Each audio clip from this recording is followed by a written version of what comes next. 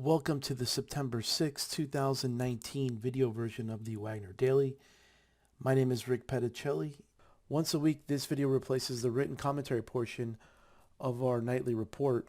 Hopefully it's a nice change of pace, and for new subscribers, it offers them a chance to see how we look at charts, how we set up our charts, what indicators we use, what time frames, etc. As usual, we're going to run through the broad market averages, current open positions, and what's out there in terms of new setups. So let's get to the charts. First up is the Nasdaq Composite, which closed with a 1.7% gain on a pickup in volume. And Thursday's advance was the first sign of a change of character in the market, as it had been in chop mode for several weeks. And below the 50-day MA, this blue line here, and today's gap up and follow through cleared the highs of the trading range and is back above the 50-day MA. So if this move holds over the next few days, the market could get interesting for us on the long side, especially if new setups develop over the next week or two. However, if Thursday's low fails to hold and there's a breakdown beneath the low and the 50-day MA within the next few days, that will create a false breakout type scenario, which would likely lead to a sharp sell-off over 2 to 3 days at the very least. The same goes for the S&P 500, but volume was lighter today. Ignore the volume here. This is not the correct number. This is a SPY ETF. So the S&P 500 did clear range highs, still below the highs of the year. But again, volume was light. IWM continues to lag. It's still not above the 200 or the 50-day MA and didn't close near the highs of the session. It actually closed in the bottom half of the day's range.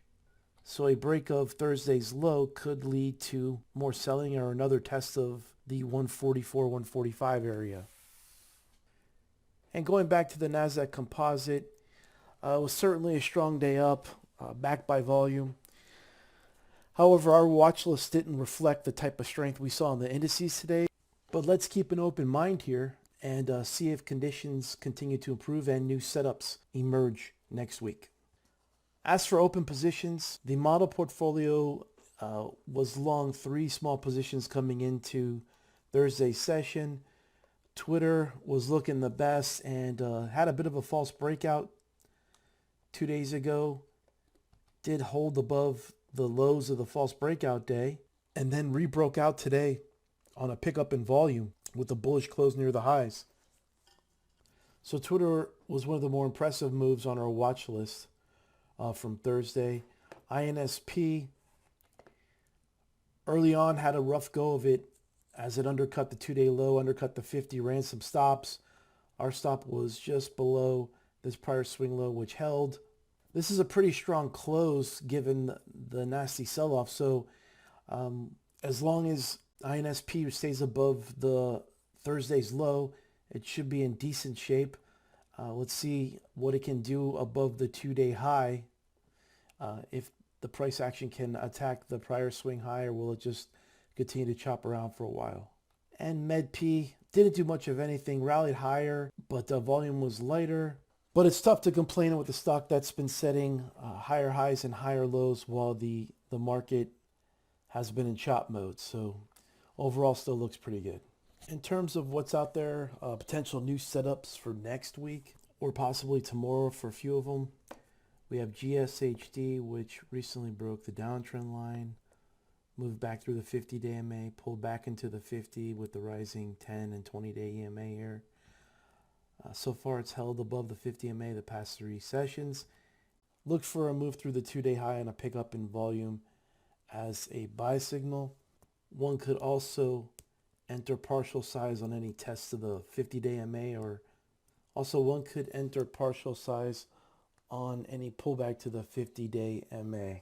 Showed a ton of relative strength earlier on as it broke out to new highs. After stalling around 175, it's pulled back in. Volume has declined the past few sessions. Price is near the 20-day EMA. If the price holds a 20-day EMA, then a break of this downtrend line on a pickup in volume could spark the next wave up. Argent rallied off the 50 MA on a pickup in volume. This is a bullish reversal day here with the price dipping beneath the prior day's low and recovering and taking out the 2-day high on better than average volume. OLED had an impressive day on Thursday, like Twitter, breaking out to new highs on above average volume here. If there's any pullback here within the next few days, would likely serve as a low risk entry point given the strength of the breakout, but no entry yet. Snap could potentially be in play if it can break this downtrend line and get through the 2-day high. Tandem rallied to new highs but stalled, sort of a false breakout type action. If the price chops around for a few more days here above the 20-day EMA, then it could be in play next week. ZM closed in the upper third of the day's range after a nasty shakeout beneath prior lows. If the price can move back through Thursday's high, then it could get interesting for a small starter position. PI bounced off the 50-day MA with a bullish reversal candle on 829.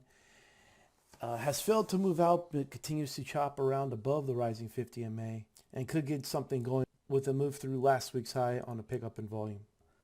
So just a quick recap of the video. Clearly Thursday's move was a change of character for a market that's been range bound. However, the big question remains, can it hold? If the move does hold above the 50-day MA and the S&P 500 and Nasdaq Composite, and new setups emerge from leading stocks, that would be a pretty good sign that the market may be ready to head higher. However, if Thursday's lows and the broad market averages do not hold within the next 2 to 3 days, then we could see another round of selling hit the market. So that's a wrap for tonight's video. Thank you for joining me, and we'll talk to you next week.